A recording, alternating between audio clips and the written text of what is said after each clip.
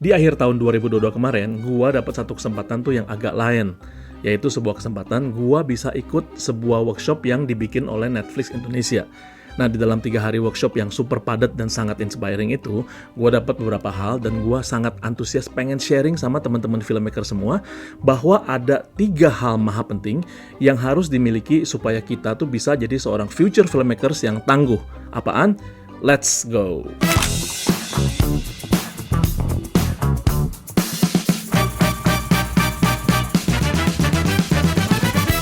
Hal maha penting yang pertama adalah mentalitas fix it in pre, bukan fix it in post. Ini tuh bahkan jadi tema utama dari workshop kemarin. So, untuk menjadi seorang future filmmaker yang tangguh, hal yang mesti dikuasain tuh justru bukan hal-hal seputar kamera, seputar editing, atau tools atau apapun itu gitu. Tapi justru harus menguasai sebuah proses bagaimana menyusun rapih dari awal sampai akhir, supaya di tahap akhir tuh kita tuh nggak perlu sulap-sulapan dengan segala macam trik karena berbagai keteledoran yang terjadi. Nah, kenapa ini penting? Minimal aja ada 3 faktor yang gue bisa simpulin. Pertama, mentalitas kayak gitu tuh bukti bahwa seorang leader tuh nggak mampu untuk mimpin anggota timnya supaya bisa kerja dengan optimal sesuai dengan treatment yang udah disusun di tahap awal. Kedua, sulap-sulapan di post-pro karena berbagai keteledoran yang terjadi itu sama aja dengan sebuah wasted resource. Kesia-siaan yang seharusnya nggak terjadi itu tuh nggak cuman bikin budget jadi bengkak, tapi juga muncul ekstra waktu dan effort, padahal kita tuh harusnya udah bisa maju ke fase berikutnya.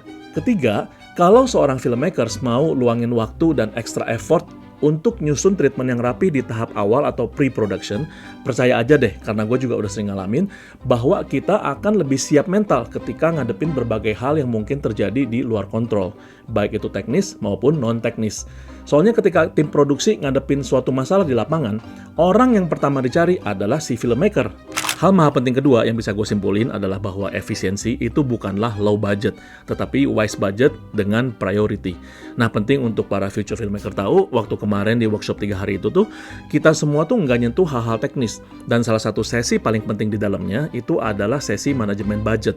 Nah, walaupun sesi ini gue akuin sangat jelimet karena kita tuh bener-bener ngikutin dan belajar bagaimana nyusun semua elemen budget itu secara detail, tapi ada satu hal yang benar-benar bisa gue simpulin bahwa budget itu tuh bicara soal prioritas. Menurut gue, mentalitas seperti ini tuh nggak cuma berlaku untuk sebuah produksi dengan budget besar, tapi justru efektif banget untuk produksi berbudget ramping, sebagaimana yang gue susun dalam workflow Cinema 1 miliar ini.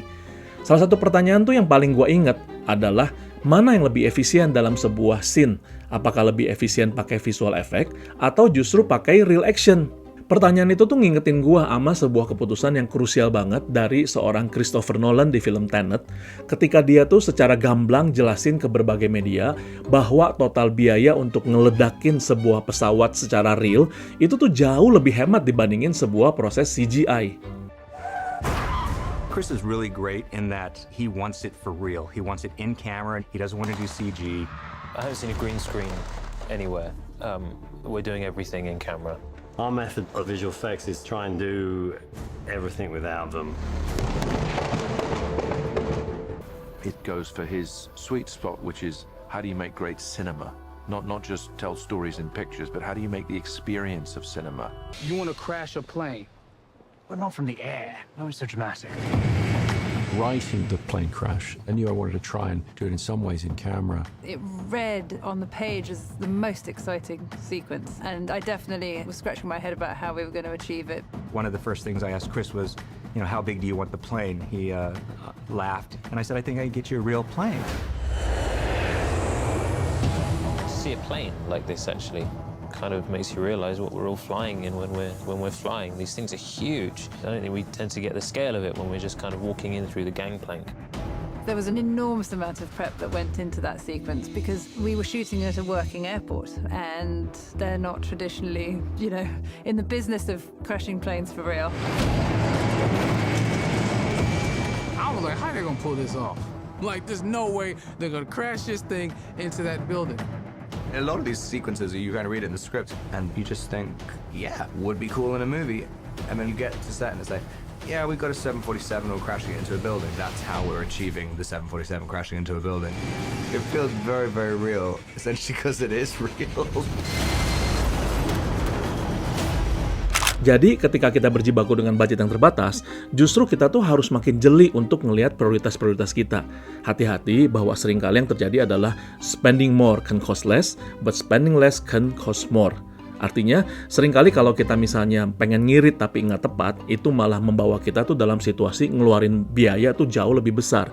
Tapi kalau kita bisa spending atau harus terpaksa spending more tapi sasarannya jelas, itu justru nyelamatin kita dari berbagai musibah yang akan membuat kita tuh bengkak biayanya.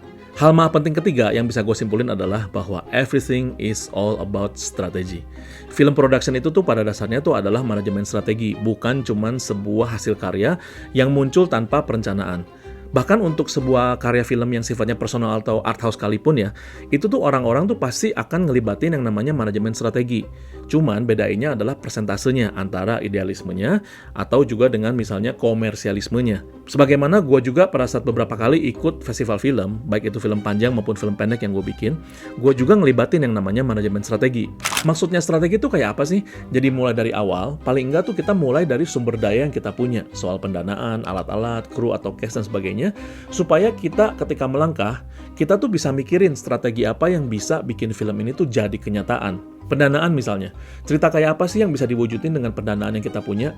Ketika kita nyusun strategi soal funding ini, justru kita tuh akan makin tangguh dan pinter untuk cari tahu gimana caranya menuhin kebutuhan pendanaan kita. Kemudian soal alat-alat, apakah kita akan syuting dengan 1 kamera, 2 kamera, 3 kamera, terus opsi-opsi lighting kayak apa sih yang bisa kita pakai, alat mana yang mesti kita beli, mana yang harus cukup dirental aja, supaya uang juga nggak diem aja di alat kan. Terus berapa orang kru yang akan kita bawa? Apakah itu akan berpengaruh sama tiket pesawat misalnya? Terus pemain-pemain di level mana yang bisa kita ajak? Even untuk sebuah produksi yang orang bilang unlimited budget pun, kita tuh tetap harus berstrategi kan untuk mikirin dampak-dampak yang bakal terjadi dari setiap keputusan. So again, everything is all about strategy. Mudah-mudahan 3 kesimpulan ini bisa menjadi reminder buat future filmmaker semua supaya semakin tangguh ketika melangkah dan menghadapi berbagai challenge. Salam action!